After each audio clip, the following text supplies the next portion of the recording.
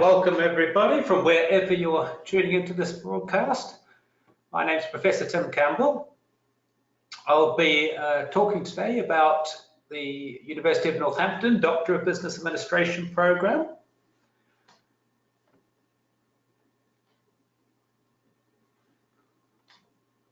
There we go, just checking my microphone there, it seems all set. So what I'd like to do today is talk for about 15 minutes just with a presentation about the key points about the program and a little bit about the university. And then what I'm going to do, and the most important part, I'll take any questions that you might have. So let's begin by talking about Northampton itself. So Northampton, as most of you probably haven't been there, is a very historic town about 100 miles north of England, which is shown in my big arrow there. And right in the middle of that town of Northampton, you will find the University of Northampton. And if I just go back to my slide at the start there it is. There is me actually standing right in front of the University of Northampton at one of the entrances just after the new campus opened in August 2018. So it's been open for just over a year now. They built an entirely new University of Northampton campus right in the middle of the town. It used to be on the outskirts. A $500 million investment. So it really is an impressive place.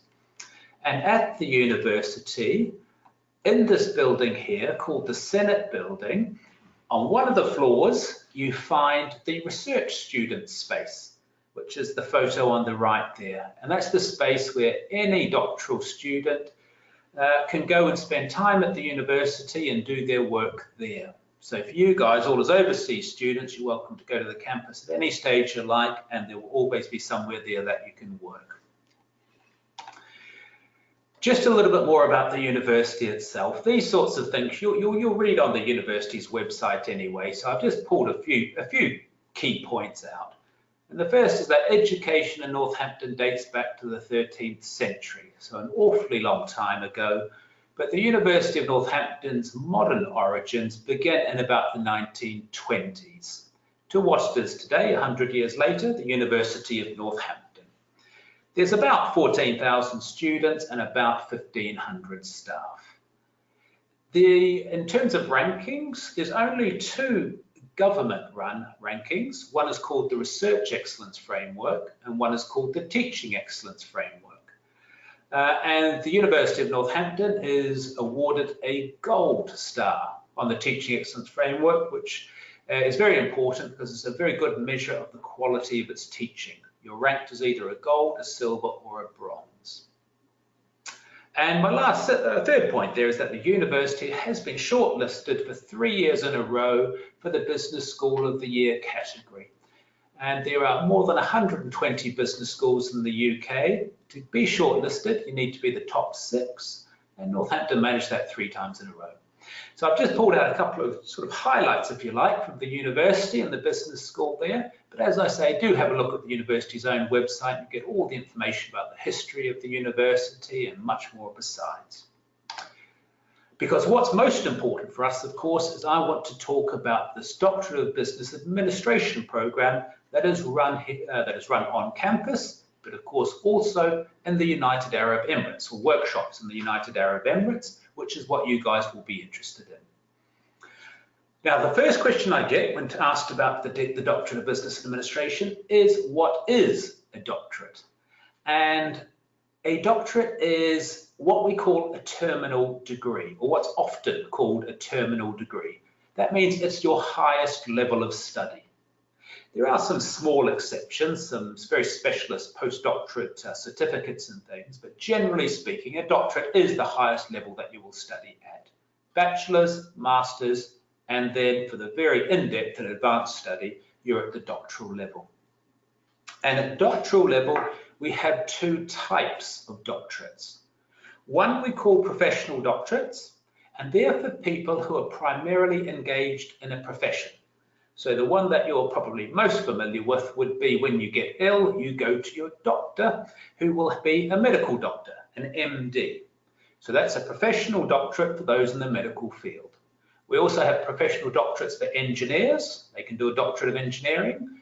In education, you can do a doctorate of education. In pharmacy, you can do a professional doctorate in pharmacy, and many others. And of course, for business and management people, the professional doctorate is the doctorate of business administration. So it's designed for people in business and management as their primary profession. So it's applied research. The other type of doctorate you're about to have heard about is called research doctorates. The most well known is the PhD. This is the type of doctorate for people who are primarily engaged with research. So it's not so much for people that will be within a particular profession. You'll find these people often in universities or in the private sector in research type roles, etc. But they're two separate types of doctorates, but they're very similar.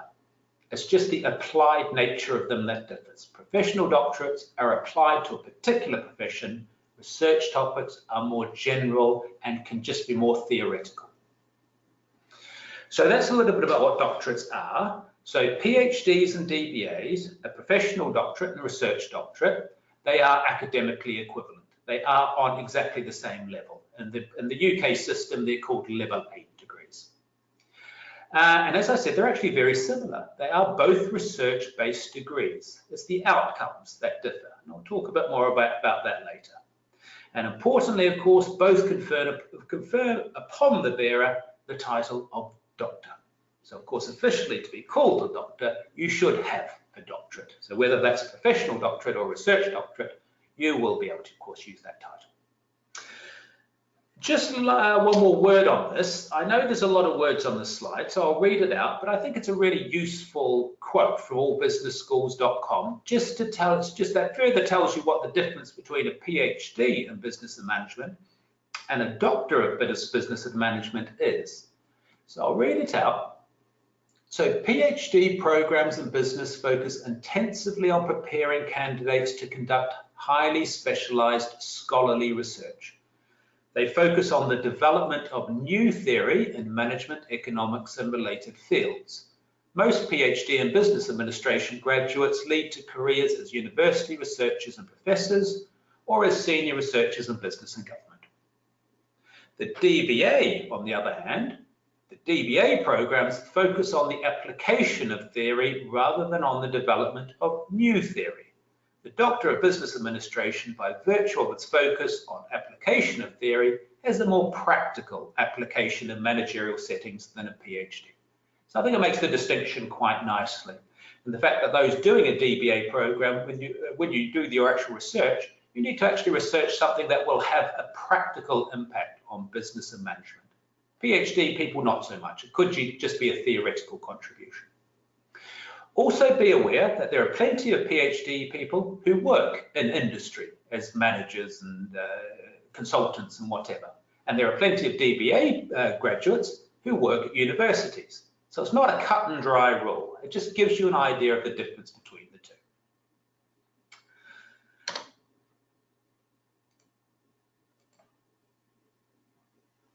Okay, let's get on to our DBA program. So what sorts of things do DBA students study? So these are what some of our students at the moment are studying. Just to give you an example, pick these at random. Critical examination of a performance management system. Another studying leadership styles and the link to employee performance. An assessment of corporate governance in the public sector. There's another on the value chain, assessing the value chain in a manufacturing business. Reasons for investing in high-tech startups, resolving project conflicts, and we've got one looking at agile project management. And we've got many, many others, by the way. There's about 60 DBA students who are currently studying on the UAE program. But you can see it's a whole mix. Topics can be anything business and management, accounting, finance, strategy, human resource management, organizational behavior, marketing, business ethics, sustainability, risk, anything related to business and management.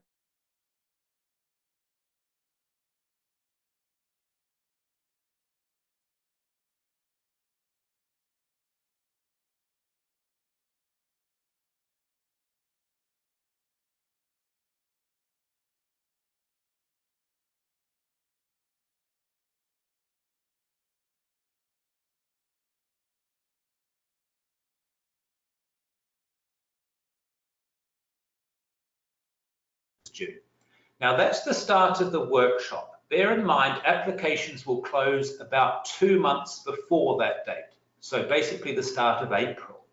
So although that might seem a long time ago, by the time you work on your proposal and your application forms, all that should really be thinking about now and working on submitting in January or February to give yourself plenty of time. Remember, that's the workshop date. Applications will close at least a couple of months before that. And then the program itself has 2 parts to it. The first 2 years is what we call facilitated or taught modules. This is when you are going to learn everything about research that you need to be able to undertake the thesis stage, which is the second 2 years. So that first part where you see those 7 modules, you study those over 2 years. And the workshops are a Thursday, Friday, Saturday. So you come to Dubai for a Thursday, Friday, Saturday, you'll do principles of research. And then about 3 months, 4 months later, you'll come back and do the next module. And then about 3 months, 4 months later, the next module. Your academic consultant at Stafford will have the exact dates for the next program, but that's basically how it works. For 2 years, you're going to learn everything you need to know about research. After that, the second 2 years, that's when you're going to get 2 supervisors and a director of study, and they're going to help you through the dissertation or the thesis stage. And that takes another 2 years. That's when you're actually going to do your research project. So it's a 4-year program, 2 plus 2. 2 years taught, 2 years independent research.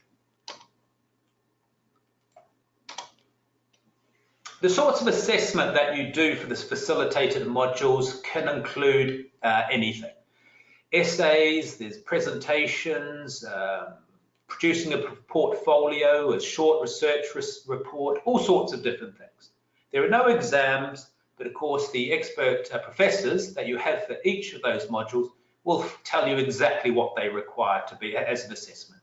But all of it's some form of an assignment. And then when you get to that second 2 years and you do your thesis, you'll end up with a 40,000 word thesis, a 40,000 word document that will be your independent research.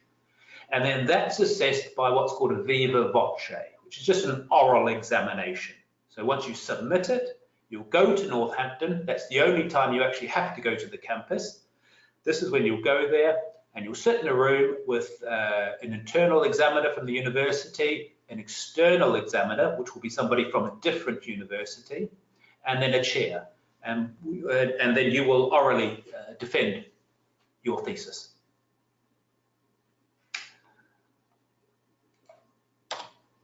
Lots of support for the program.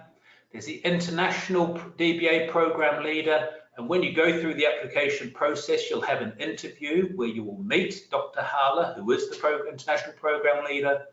You've got the local DBA program leader, who's a role I take. I live here in the United Arab Emirates, so that's the role I take, so I can coordinate things more closely. Every module tutor has its own expert professor. When you get to the thesis stage, you've got your director of study and 2 supervisors. There's administration at the university itself, of course, and there's the doctoral school there that helps you out. And then, of course, we have local administration to point you in the right direction.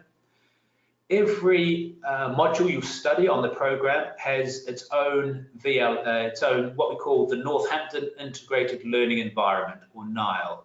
It's a VLE, the Virtual Learning Environment. Every module has its own one where you will, once the workshop's finished, you'll interact with your tutors. It's where they post all sorts of resources, and you'll interact with your classmates, and it's where everything is done. So a dedicated NILE site for every module. And the university itself has an extensive online library, digital library, with many millions of resources. So all you need, pretty much all you need to complete your studies. Just a word on entry requirements. Your traditional or your standard entry requirements are a master's degree in a business-related subject completed within the last 10 years. If it was longer than 10 years ago, then as long as you can show that you've been doing some training courses or keeping your knowledge fresh in some manner, then that should be okay. We normally expect a minimum of 5 years work experience, at least some of which is at a senior level, and to be employed in a leadership or management role when you apply. Because a number of the things you'll learn and the modules you'll do, you'll need to reflect on your own practice and your own workplaces. And this is what you actually have to submit with the application process. Now, the first are fairly standard: a CV, a personal statement, which is going to mention really about why you want to study a DBA, why a DBA is suitable for you and how it's going to help your career, these types of things. You'll have 2 references, normally an academic, if you can get one, and a professional reference. Then your degree certificates and transcripts, and evidence of English language ability if English isn't your first language. But if you've studied in English before or your master's in English, then that will be fine. If you've got all of that, you'll be invited for an interview where you'll meet, as I mentioned, Dr. Haller, the international program leader, and you'll also meet an expert in your field. So let's say you put a proposal together in human resource, something to do with human resource management. You'd meet Dr. Haller and also a human resource management expert. And in that interview, they're going to ask you about everything on the application documents. So they'll ask you about your personal statement and your CV and when you're working and all of this type of thing. But they'll be most interested in your research proposal. That's the form that you have to fill out where you're going to give them an idea of what you want to study. Just a bit more about these proposals. Firstly, why do we actually do a proposal at this stage before you're even on the program? Well, the reasons are that the team wants to know that the applicant is capable of studying at doctoral level. As I said, it is a big step up from master's level. It's the highest level of study. So they just want to see some written evidence, if you like, that the candidate is capable of doing this. They also want to know if the proposed research fits with the nature of a DBA. Is it a business and management topic, and is it applied? Does it have a practical relevance? And then the third reason is, does the university have an appropriate supervisor? Now, the university has supervisors in all the main business and management areas. But if you came up with something very technical or very specific, then we may not have a supervisor for that. So make sure the subject is, at this stage at least, fits nicely within one of the usual business and management functions. Just a last word on proposals. What did the Northampton team look for in the proposal? Can it make a practical contribution to business and management? Can the applicant reference using the Harvard system? Can the applicant write a brief literature review and just cite some of the authors in the field that they're interested in? And do they have a basic understanding of research methods? And as I put at the bottom there, all business and management master's graduates should already have these skills anyway. But do spend time on the proposal. It's not something that can be done in an hour or two. You need to spend some time, perhaps cut off an hour or two a night for a week, to make sure you actually come up with a decent proposal. Okay, just a few more things from me before you can ask me as many questions as you like. The program fees, have a look at the Stafford website to make sure you get the up-to-date fees for the next intake. You'll find them there. And when you do find them, you'll find that they are very reasonable fees, because remember, this is not an online program. This is a taught program. All of your professors fly from the University of Northampton to take the workshops. You're entirely a student of the University of Northampton, and you do exactly the same as the on-campus DBA students do. All we're doing is bringing the workshops here to the United Arab Emirates to make it easier for you guys, to make it more local for you guys. So why you should study a DBA at Northampton? It's an investment in your future, both in the academic and professional fields. We're coming to a stage where there are many MBA graduates, there are many master's graduates. The DBA really sets you now apart as a true expert in your field. It's the highest qualification in business and management. It also means you'll contribute to business and management practice. It would be expected that your thesis would be published. There's international and local supervision, and there's those local workshops. So in general, that's why you should study DBA at Northampton.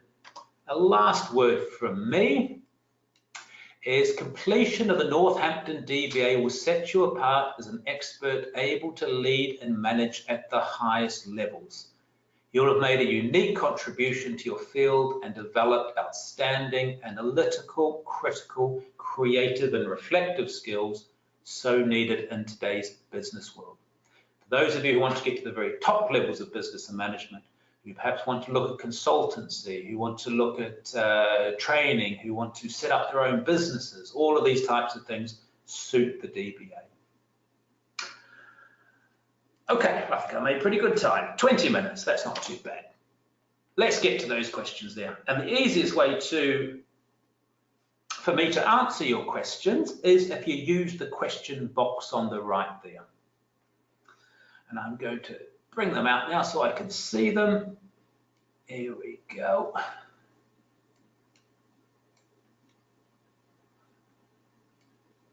All right, there we go. Okay, so the first question is the nature of the assessments. So remember I showed you on that slide that for the first 2 years, there's a variety of different assessments, from reports to debates to a practice viva voce, and then you finally actually come out with a 5,000-word research proposal. So there's a whole manner of different assessments that your tutors will tell you exactly what they expect out of them. And the question is, what is the word count? It varies. It will depend on the module. After the taught modules are complete, can you do the rest of the program in the UK? You could do it if you wanted, but there would be no real benefit in doing so, because that's just the supervision stage. So you're going to have a supervisor on campus. You'll have what we call a local supervisor. All we mean by that is somebody who will have knowledge of the region. And they can supervise you from anywhere, really. So you could if you wanted to, but most people, I'm sure, would want to keep working and keep working wherever they are in their jobs and carry on as they do. But you can go to the campus anytime you like. And in fact, the doctoral school runs a whole program of different workshops on campus, and some of them are online as well, that you'll be invited to join. So you can go to the campus anytime and do these workshops as well. Next question, if I cannot attend a workshop, would you be penalised in any way? The workshops are compulsory, so you must do your very best to get here. But if you did happen to miss one for some, things happen, family or work or whatever, some very good reason, then you would still have the NILE site and contact with your tutor, and you'd have to do your very best to catch up if you did miss a workshop. But of course, there's such an important part of the program that you really must be aiming to attend them. Is there any way you can do the program in a shorter period of time? Not really. The first 2 years are already timetabled, so that must take 2 years. The second 2 years, if you are really good, you could perhaps do it in a shorter period of time, but it's not something I'd particularly recommend. I don't see any benefit in doing that. What's important is passing. What's important is doing a really good job and one that you're proud of.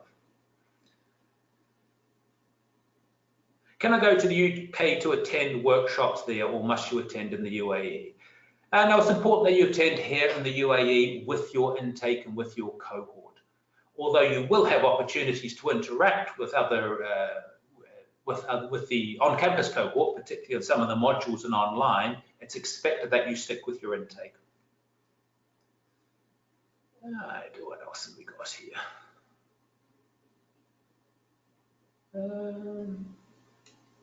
Here we are. Do I need to purchase any additional textbooks?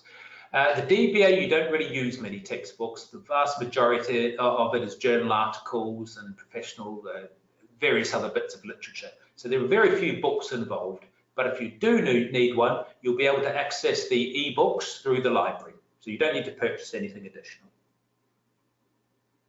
Are there any topics that the university supervises, or you choose what you wish? Choose what you wish. Remember what I said, the university has experts in all the major business and management topics. So find something that you're really interested in. For most people, it's going to be their profession that they're in already, and a gap that they've seen, something that could really do with some research, or a problem they've seen in their organization or industry. It's something that's already there that they're interested in. That's the thing you should be focusing on.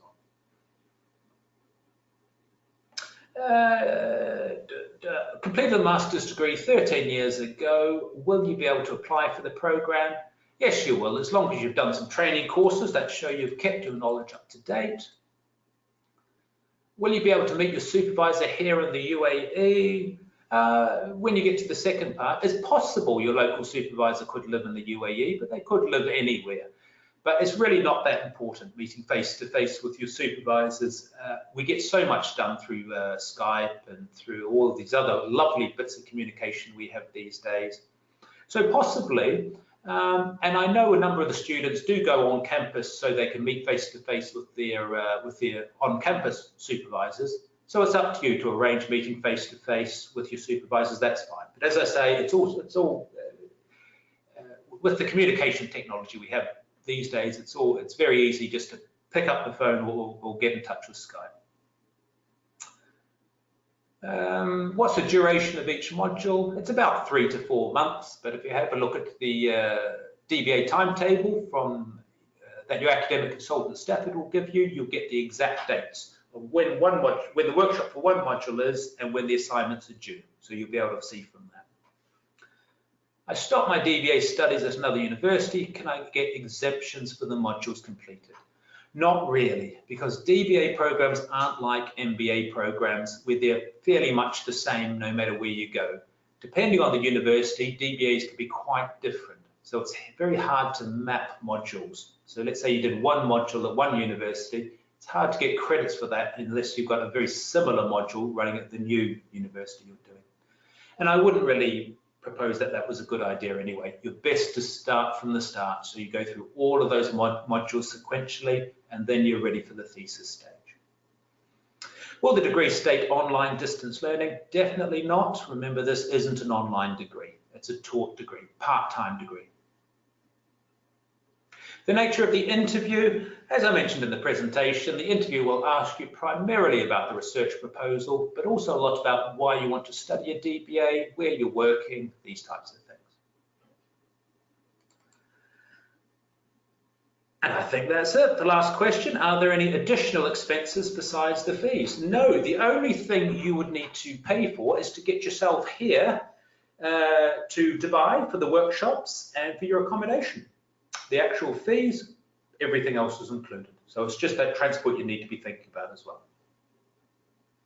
All right, fabulous. Thanks, everyone. It looks like we've gotten through all those questions.